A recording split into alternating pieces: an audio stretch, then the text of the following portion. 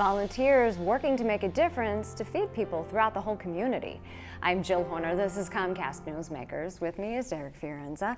He's founder and president of Fiorenza's Food for Friends. Thanks so much for being with us. Good to see you. Thanks for having me, Jill. Let's talk a little bit about how this organization started. You actually started several years ago at this point by working to get people together in order to feed people in shelters in the local community. Talk to us a little bit about the concept, and then we'll get into how it's grown. Sure.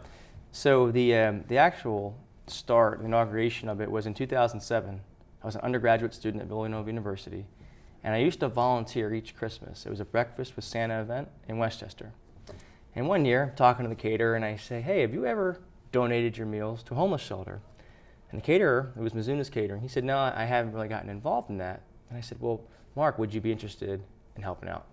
And Mark said, well, sure, give me a call. So he gives me his card. I don't know that he thought initially I was going to call him. I did call him. He was a little surprised, but then he was more than happy to step up to the plate and help out.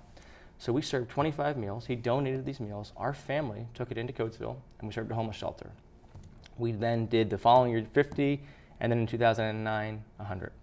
At that point, that's when I said this event every December will become the Feeding Friendzy. And what we'll try to do is, over a 12-day period, serve a different shelter each day.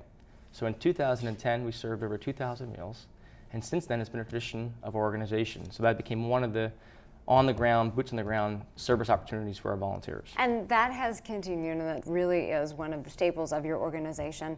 And that's really a tradition for the holiday season, for you as an organization, serving thousands of meals during the holiday season at this point. But in addition to that, you do have a variety of things you do throughout the year as well. And one of the things you work to do is pair with other organizations, other institutions, in order to collect their perishable foods that otherwise would be thrown away. You collect them and make sure that they are given to shelters so that people can have healthy, nourishing foods. Absolutely. So one of the core staples of what we do, there are perishable food rescue opportunities and then non-perishable food rescue opportunities. With the perishable, what we're trying to do is we're trying to gain access to excess sources of food and then repurpose, redistribute that food to the shelters that are in need. So we're working now with several universities trying to get their students on board to organize at the ground level a program whereby the meals that are now being thrown out and discarded would then be repurposed, taken by the students to the local homeless shelters.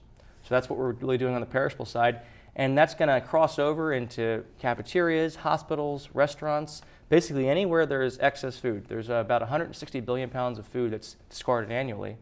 About 50 million Americans go hungry every year. So what we're trying to do is tap into that excess food and then repurpose it to those in need. A lot of challenges when it comes to that, when it comes to the logistics of it and actually getting the food from one place excuse me, to another, but you're working to overcome that. Sure. Yeah, there are a couple of different ideas you have to work through. Is healthy. You have to make sure you do it safely.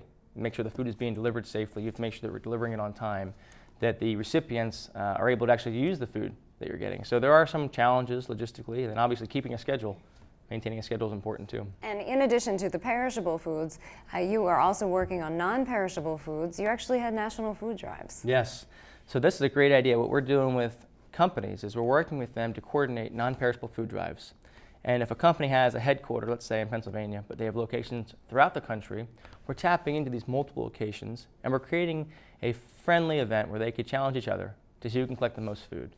So this year we've worked with several companies, CTDI, and they've helped us nationally organize food drives and donate to local food pantries. And if additional companies or other organizations are interested in getting involved in either the perishable or the non-perishable side of what you do, they can just reach out to you for more information. Absolutely. Thanks for being with us, Derek. Good to see you. Thanks for having me. We've been talking with Derek Fiorenza. He's founder and president of Fiorenza's Food for Friends. I'm Jill Horner for Comcast Newsmakers.